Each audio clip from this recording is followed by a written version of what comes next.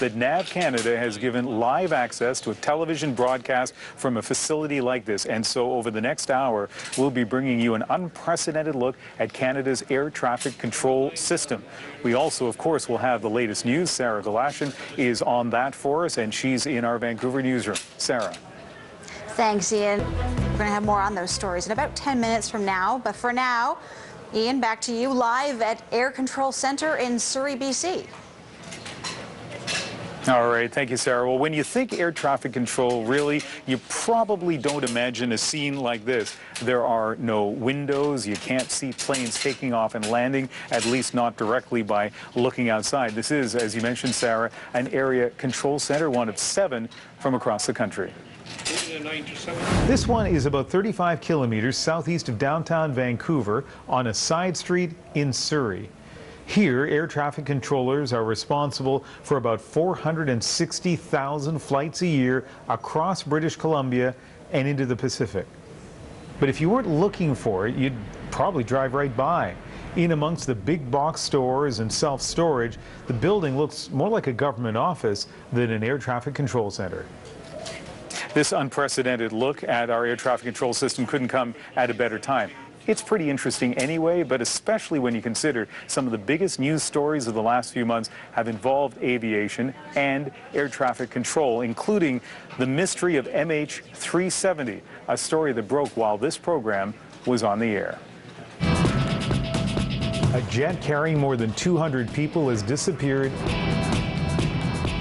Air traffic controllers lost contact with one of its planes flying from Kuala Lumpur to Beijing. Flight MH370 ended in the southern Indian Ocean. In the days and weeks that followed, confusion and questions about what the radar saw and how flights are tracked over open ocean. We may have to be looking at a GPS capability that cannot be turned off, because this is absolutely unacceptable for us to have a 777 with 239 souls on board literally vanish. The search continues for any trace of the jetliner. And in July, another tragic air disaster. 116 people, including 5 Canadians, killed when an Air Algérie flight crashed into the desert in Mali. It's believed weather may have been a factor. We know that the crew reported to the air traffic controllers that they were making that turn to avoid thunderstorms in the area. But 3 months later, investigators still aren't sure what brought the jet down. 301, just stop your heading, stop the turn right there, sir. United 601, stop your turn, stop your climb and stop your turn for United 601. You might remember this story from May. Air traffic controllers in Houston narrowly averting disaster in the sky. 2 planes, one bound for Vancouver, crossed into the same flight path. And when you think about planes that are traveling at takeoff speed, really they were a matter of seconds away from a possible impact. It's not just crises in the sky. From the unexpected. A fire at the FAA center that controls radar for flights at Midway and O'Hare airports brought air traffic to a halt. To plain old Canadian winter. Hundreds of flights were cancelled this morning, a complete shutdown at Canada's largest airport. Getting flights in the air safely and on time is something some of us take for granted every time we get ready to take off. So we are live here just after 8 o'clock Eastern, just after 5 o'clock on the West Coast here in Surrey, British Columbia. And Brent Bell is a longtime air traffic controller, now a manager here at NAV Canada. This is the most fun you've had in days, right? It is. It absolutely is. So we have this extraordinary look here in this graphic. This is live, real-time look at all the aviation traffic in North America, Canada, and the United States. And what does this tell you? Well, this is our look into what's happening in North America. So every one of these targets represents an airplane. We could key on any one of these targets and see exactly where this airplane is coming from, where it's going to, its altitude, its speed. We have all the information right here. And how many do we have right now? Just under 5,000 planes in the air right now. One of the things I found interesting, first of all, the clusters where you would expect it, Eastern Seaboard, Los Angeles, but also a lot of traffic headed from North America towards Asia. That's correct. It's all on here, and you can pick out the busy major airports around Canada and the U.S. and the eastern seaboard and the western coast, as you say. Today, it's routine operations in Vancouver. All the major airports are operating normally. No significant weather delays, nothing to report that's significant. We're just going through our busy period right now in Vancouver. We expect to have about 80 aircraft an hour, and we're going to put some minor delays in just to manage the capacity. All right, Brent. Well, you keep checking that. We'll come back to you later on in the hour. But for all the NAV Canada facilities across the country, all the airports right now, at least it is clear and no noticeable significant delays. So that's pretty good news. Safety, of course, I should point out, always a priority for air traffic, for controllers, and we know where we can and can't be here tonight, and we're staying well back so we don't interrupt people while they're doing their job, the controllers. But at the same time, we wanted to be able to give you an up-close look at what the controllers do at these various workstations around this operations floor. So we asked permission to plug in and listen to one of the veteran controllers here, Kirk Strachan. Departure, WestJet 602, we're through 1100 for 7000, Georgia 5. WestJet 602, departure rate identified, climb and maintain 12,000. He seems so casual, it's easy to forget what those numbers and letters on the screen represent. Commercial aircraft filled with people that have just taken off from Vancouver International Airport. Climbing date, where? Hold the posters for me. I don't see him. I don't see him. Turn him. Turn him left. I don't even see him climb. Where is he? Turn him. For most of us who have only seen the Hollywood version of air traffic control, there are a couple of things that may come as a surprise. One is the technology. Some controllers still use strips of paper to keep track of flights, but at Strachan's workstation, it's been replaced by, what else? A computer monitor. So it's paperless, and it would appear stress-free. Air Canada 214, turn left heading 070. Left 070, Canada 214. Roger. And yet few jobs have as much riding on every moment, every decision.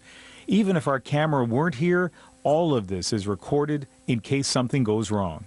When people ask you about the stress, how do you describe it to them? I mean, I guess I say I don't find it stressful. I mean, I think it is stressful, but I think we just hire the people that can manage stress and being able to deal with the job. I think the training that we go through is very stressful, and I think it's a great avenue to identify who can manage stress and who can't. WestJet 602, turn left heading 070. 070, WestJet 602. Roger. Departure Lotus Jazz 67, 1,500 for 6,000. Jazz 67, departure rate identified, climb maintain 4,000. Climb maintain 4,000, Jazz 67. Sure, speed is your discretion. When there are tough spots, like when there's an aircraft in distress or they have a medical issue on board, I mean, although we have a lot of different personalities in here and they don't always meld, whenever there's a challenging situation, it's amazing how we come together. And we may part the skies to get an aircraft in distress, and we want to get them on the ground as quickly as possible. And yeah, that's very satisfying. You know, when I look at this room right now, it seems very casual. Like you look at these guys here and they're chatting. I mean, they're doing their jobs, but it's casual. How does it change at that moment when, let's say, there's somebody in distress on a plane and you have to get them down? It's like a light switch. Yeah, we can be very lighthearted, and there's something that happens something goes awry, where an aircraft might blow through an altitude or something like that, or yeah, an aircraft in distress, or when we get busy. All of a sudden, it's just everybody gets focused on the job, and you can hear a pin drop. NAV Canada has been in operation for about 18 years. It is a privately run, not-for-profit company, and it controls Canadian airspace. In fact, the airspace about halfway across the Atlantic as well. And this is, as I mentioned, one of 7 area control centers in Canada. There are centers like this one at airports in some major centers, Edmonton, Winnipeg, Toronto, Montreal, but also in Moncton and Gander. Each is responsible for the planes flying in their designated region. In all, NAV Canada is responsible for a huge amount of airspace, 18 million square kilometers, stretching from just off the west coast of Vancouver Island, up north, nearly reaching Greenland, and well into the Atlantic Ocean. For many of us, it wasn't until MH370 disappeared that we realized that there are large areas in the world where the only way controllers know where a plane is when the pilot radios in. Most of those areas, particularly over oceans, are beyond the reach of ground-based satellite stations, but that is in the process of changing. NAV Canada is a partner in a venture called Arion, and it's using the satellites from a company called Iridium. And I talked to Ron Singer. He's with NAV Canada about this new system. There's a constellation of 66 low Earth orbiting satellites where we will put these receiving units on. So they will cover the entire globe. So from now on, or starting in 2017, air traffic controllers will be able to see the aircraft where they are virtually all over the world, the northern tips, remote regions, including the oceans. So that's a huge change for air traffic controllers. I guess the wild card is, for some reason, the transponder on MH370 shut down, either because there was some kind of failure or somebody actually shut it down.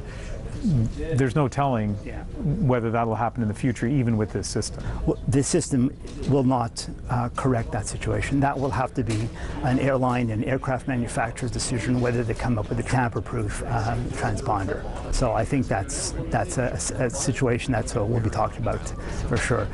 The other thing that we will be offering, even to air traffic control services that don't necessarily subscribe to the Arion system, is we will have the information for search and rescue operations. We will keep the data in case of a situation like MH370, which again is a very rare situation, but that'll give additional information for rescue operations and searching and tracking to find the last position of the airplane before it went down. You have competitors? There are some other systems out there, yes. Well, we do, but our system with the tagging on the Iridium low Earth orbiting satellites, our second generation, which the first launch will be in 2015, gives the widest coverage, pole to pole, ocean to ocean. Let's take a live look at YVR, Vancouver International Airport, 12 minutes after the hour. And YVR is where my colleague Johanna Wagstaff spent some time in the NAV Canada Tower. Ian, I know everyone's working hard out there in Surrey, but here at the NAV Canada Control Tower at YVR, we've got a view. I'll take you through the best seats in the house coming up. But first, Sarah Glashan with the day's top stories. Let's go back to Ian, who is live at the Vancouver Area Control Center in Surrey, BC. Thanks, Sarah. We have much more to come here from the Air Traffic Control Center. I had a chance to talk to some of the controllers here, including David, who's sitting behind me. One of the things that he and many others love here is how they're never really sure what their next shift will bring. Well, coming up, I'll ask three controllers about their unforgettable moments. September 11th. There was no preparation for it. It was intense. We all remember that day, the chaos, the uncertainty. So what was it like to be an air traffic controller as planes across North America were grounded? That's coming up. And we're heading to NAV Canada's control tower at YVR. Johanna Wagstaff will show us what may just be the best seat at Vancouver International. Stay with us as we continue live.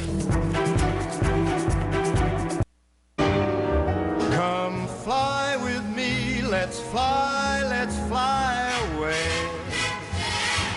If you can use Coming up to 5:25 Pacific, we're looking at YVR, just south of Vancouver, the second busiest airport in the country. Here, air traffic controllers are responsible for takeoffs and landings. Come fly. And they've got a busy job. Last year, there were 263,000 flights arriving and departing from Vancouver Airport. Air traffic controllers here are dealing with 53 airlines from around the world. In all, the controllers are responsible for the safety of nearly 18 million passengers who fly through YVR every year. I was mentioning earlier, when you picture air traffic control, it probably is not a scene like this. Rather, it's a tower at an airport, windows where you can see what's going on in the runway, and that's where my colleague, meteorologist and recreational pilot Johanna Wagstaff spent part of a day. Ian, I'm here at the NAV Canada Control Tower at YVR, and I've got to say, it is really cool. Now, normally at 19 stories high, you'd be able to see for miles out towards the North Shore, all the way down the Sunshine Coast and over towards Nanaimo. But right now, it's completely socked in with fog, just one of the many challenges that Vancouver often has to deal with. So what is the NAV Canada Control Tower? How is it different here than where you are in Surrey, Ian? Well, here, the air traffic controllers are responsible for everything below 2,500 feet and in roughly a 10 nautical mile radius. That's the control zone. Outside of that zone, it gets passed off to Surrey. Tell me about the teamwork here in the tower. The teamwork here is amazing. We've got 41 air traffic controllers, some of the best in the world, and we work together as a team day in and day out. We have fun, we laugh a lot, we work very hard to safely get the job done, and at the end of the day, it's great job satisfaction. We go home and we've just had a great day with some terrific people and moved some airplanes and got thousands of people where they needed to be. What are the challenges of a job like this? Well, today's a perfect example. Weather is is one of our challenges. We can see the fog's coming in, so as airport controllers here at YVR, a lot of what we do is visual. We're visually separating aircraft, so when the weather comes in like this, it makes it challenging. We've got to use our equipment, our ground radar, to be able to see aircraft in these types of conditions. Especially on a day like today, where normally we could have our float planes, everybody's seeing each other, and all the helicopters, everybody's able to sight each other from a long ways away. On a day like today's, aircraft have to fly lower to get underneath the weather, so there's different challenges with that. They can't maybe necessarily do the altitudes that they would normally do or the headings that they would normally do. So it's not necessarily harder, it's just a little bit more interesting. Well, it's not just the weather that makes YVR so unique. NAV Canada Air Traffic Control Tower here in Vancouver also has the added challenge of controlling all of the float planes and the helicopters just off to the south. They're also all within the control zone. Add to that the challenge of the wildlife. Last time we were here, Ian, there was a coyote on the runway they had to deal with, flying through the mountains, the fog that's rolled in. It seems like there's never a dull moment here at the NAV Canada Control Tower at YVR, even though everyone seems very calm. Up until about 10 years ago, this facility was located a short walk from the tower that Johanna is at, but a devastating earthquake in Seattle, about a 3-hour drive from here, prompted a change. Have a huge earthquake going on. The tower is collapsing. I say again, the tower is falling apart. Hang on, everybody. The shaking caused all the glass on the tower to break and 6 of the 8 support beams to collapse. No one was hurt, and amazingly, controllers continued to land planes for 10 minutes after the quake. So given the fact that Vancouver is in an earthquake zone, NAV Canada decided to move this area control facility a little further inland. So what would happen at YVR in the event of a quake? Well, let's go back to Johanna for more on that. Well, Ian, this tower is actually built to withstand a 7.2 magnitude earthquake, but Richmond, what the airport is built on, has the added factor of sitting on a delta, basically we're a meter below sea level. Now, there's an extensive network of dikes to protect the city and the airport from flooding, but in a worst-case scenario, if some of those dikes were to rupture and all of that water would move in underground, it could temporarily turn the soil into a fluid, what we call liquefaction, and buildings and structures would be unable to stay upright. But the tower is actually specially built. The foundation is reinforced, so if that flooding and liquefaction were to happen, a series of pumps would help to clear out the water. Basically, this tower is built like a fortress. But in a worst-case scenario, in any scenario where evacuation would have to happen, control would be transferred over to the controllers in Surrey. So nice to know there is a contingency plan in place. So just in case you felt there weren't enough potential obstacles for air traffic controllers, they have to think about earthquakes, a medical emergency on board, perhaps smoke in the cockpit, or what about a pilot who won't follow directions? Sure enough, I was watching and he starts to make a left-hand turn when he's not supposed to. RNAV's capable. Okay, check our marks. Thanks. Right into the path of another plane, just one of the stressful situations controllers deal with. We'll hear from 3 controllers about the moment they'll never forget and how they manage the pressure. Stay with us as we continue live from inside air traffic control.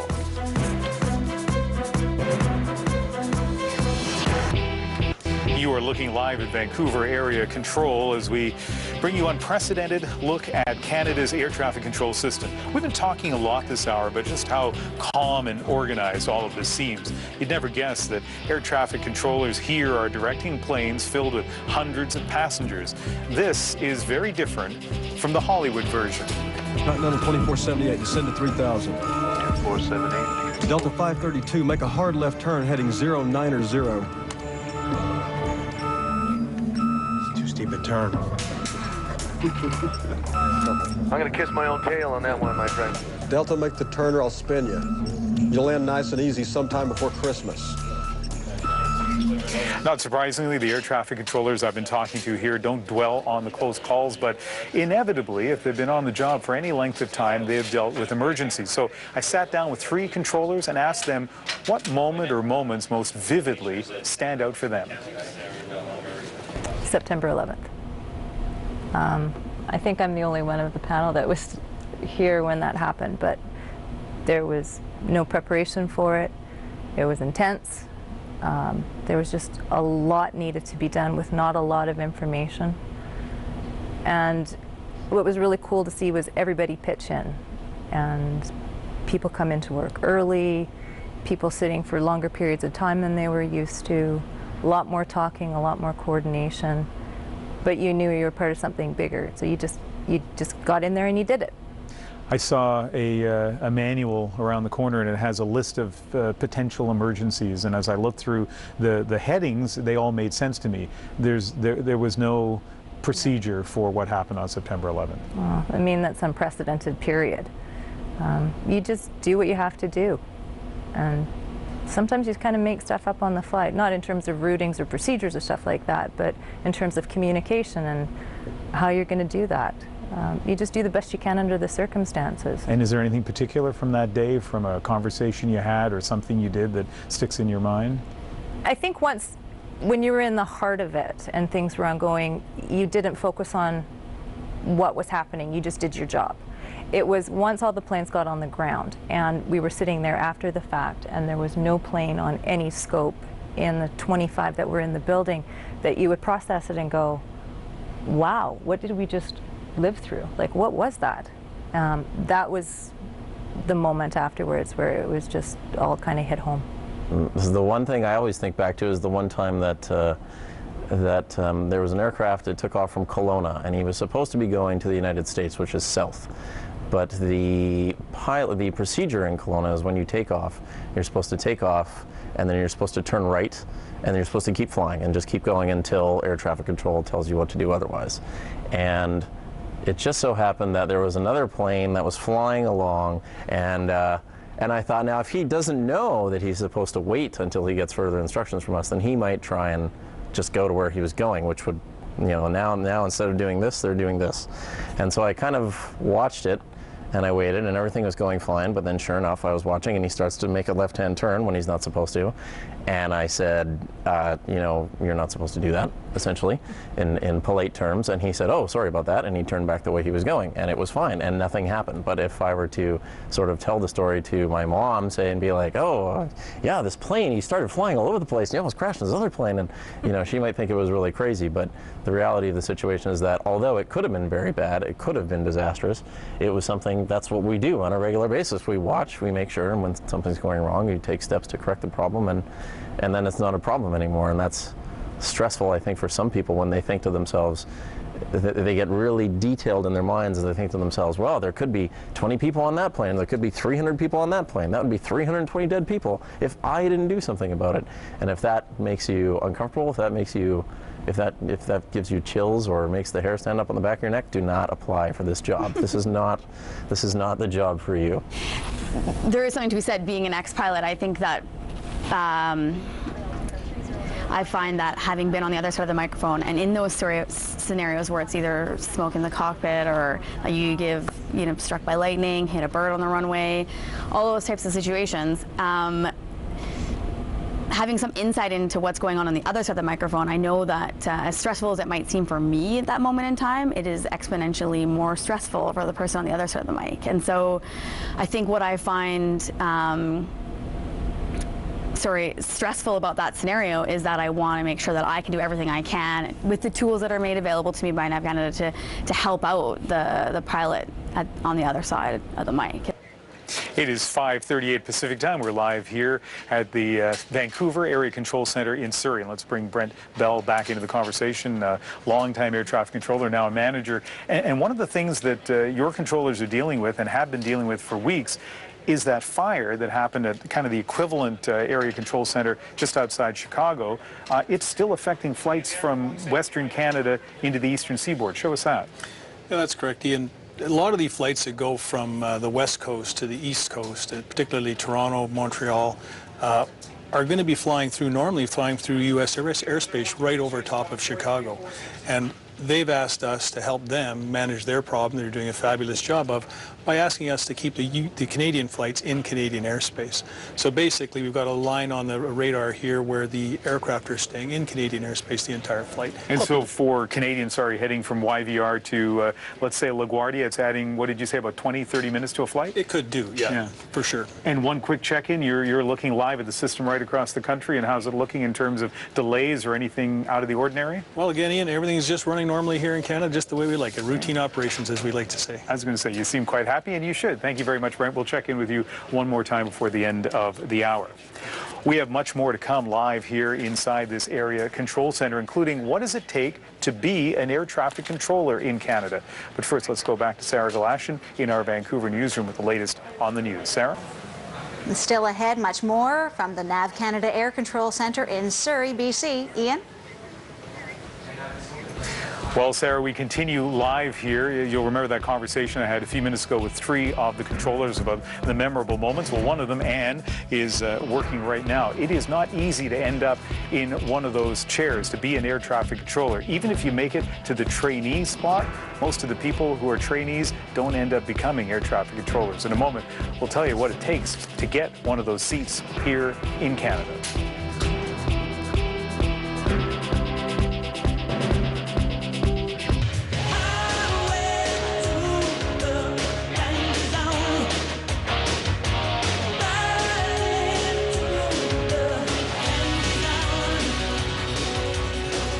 We're looking live at one of the busiest airports in the country, Vancouver International, and the people whose job it is to guide you safely in the skies. It has been interesting asking people here how they ended up getting into this business. Turns out NAV Canada hires a lot of controllers, about 200 in the next year alone. But as I mentioned a few minutes ago, it is not easy getting one of those jobs. I talked to NAV Canada's Greg Dansereau about what it takes. People need to be able to think three-dimensionally, and not everyone has that type of skill set. So they need to go and do the practice tests, fill out the exams, and they're screened that way. So we're also looking for people who are interested in aviation. We recruit people who we want to keep with the company for long-term commitments. So it helps if they have an interest in the industry. So you mentioned the spatial ability, being interested in a career here. Obviously also being able to deal with who knows what will get thrown at them once they're sitting down dealing with flights. Yeah, that's right. So the ability to handle things as they come to them. Now, all the people we have here are highly trained, and I would say that they're professionals. But you never know what's going to happen when you walk into this building. And we train them for different scenarios, so they're well prepared. And it's a 2-year training stream from coming in the door to being licensed. And training is ongoing once they're in the door. So we invest a lot in our employees. So yeah, I was looking at the website, and one of the things that people are told, be prepared to have to do a lot of memorization in the training, be prepared to spend some time without getting paid. It sounds like a tough road before you even know if you have what it takes here. And I think a lot of controllers would tell you that the most stressful part of their career was that training. Getting through the first 2 years where they had to do all the memorization and ramp themselves up to the point where they could absorb all the information and apply it. So it can be a tough period of time for people when they come on the company. And you probably deal with people who had no idea when they were 15 or 18, 20 years old that they were going to be air traffic controllers. It's not something I hear a lot of kids saying, that's what I want to be when I grow up. And a lot of people don't know about the job. And if we're lucky, people think about an air traffic control tower when you say ATC. Sometimes people think of us as the guy on the ground waving the airplane in with the flashlights. Yeah, not a lot of people know about places like this and the jobs that are available here. And I think these are some of the best jobs in the country. Right now, there are about 2,000 air traffic controllers across Canada. Some work in centres like the one we're in, others in the 41 airport control towers. It's a high-pressure, well-paying job. Most area controllers make more than $100,000 a year. But as you heard from Greg, the training is very challenging. It's a mix of coursework and on-the-job training. Only about a third of trainees will make it through to become air traffic controllers.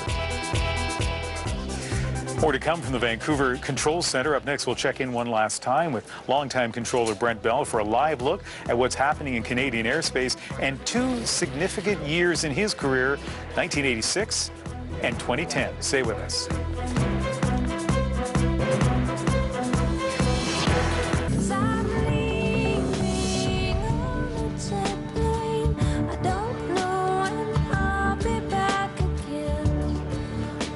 You know we had to play a version of that song, a live shot of Vancouver Airport where it's coming up to 6 p.m. Pacific time. And let's check in one last time with Brent Bell, whose day job is managing the tower out at YVR. And the most challenging time for you, and you've been in this business for a long time, must have been the Olympics 2010 and security at the top of the list. Yeah, the 2010 Olympics was a really big project for us. We were tasked with protecting all the Olympic venues, making sure that no aircraft overflew or were contained within specific limits set out by Transport Canada. So all of a sudden the rules changed, all the things that you learned, and everyone here has such specific tasks. Then you had to learn how to manage an Olympics in your home tower. Oh, absolutely. It changed the whole game, the way we do business. We had to, the Olympic Oval was right next to the airport, so that changed the flight paths off the runway, and we had to do a lot of training and adapting just to manage those very basic issues. And then you had, besides all the commercial traffic, you must have had heads of government, VIPs who were coming in on their jets. What was involved with having those come in from an air traffic control perspective? Well, depending on who the head of state was, of course, it has a huge impact. The President of the United States closes the airport for just about 30 minutes. So depending on those scenarios, we had to do a lot of planning to accommodate those flights. In private planes, you must have had celebrities like you've never seen. I mean, Vancouver, a lot of movie stars, rock stars come in, but must have been nothing like those 2.5 weeks. No, that's it. There was business jets all over the airport, and it was a fun time. And you also talked about way back in 1986. That was Expo. Must have been a different experience then. First of all, security wouldn't have been as big a deal. What sticks in your mind about Well, Expo? Expo 86, everybody was here. The air shows, all the military were here for the air shows. The airport was full of all the airplanes from around the world. The Concorde spent a good time here at Expo 80, during the Expo time. So it was a fun, entertaining time for air traffic control. We've talked a couple of times in this hour about pushing tin. It seems like everybody who talks about air traffic control asks about it. What do you think of it as a movie? I like the movie. There's a little bit of truth in pushing tin. Yeah, but there's a lot of Hollywood. Yeah, okay, fair enough. Now, there are a couple of stories I didn't get a chance to ask you about this hour. We will next hour. One of them is how different all of this looks from when you started more than, I guess, 20 years ago. So we'll talk about that when we're back in an hour's time. And also the controller who proposed on the air. Story I hadn't heard about. Brent will tell us about it, so thank you very much. We are back in an hour's time. The Nationals next on CBC Newsnet.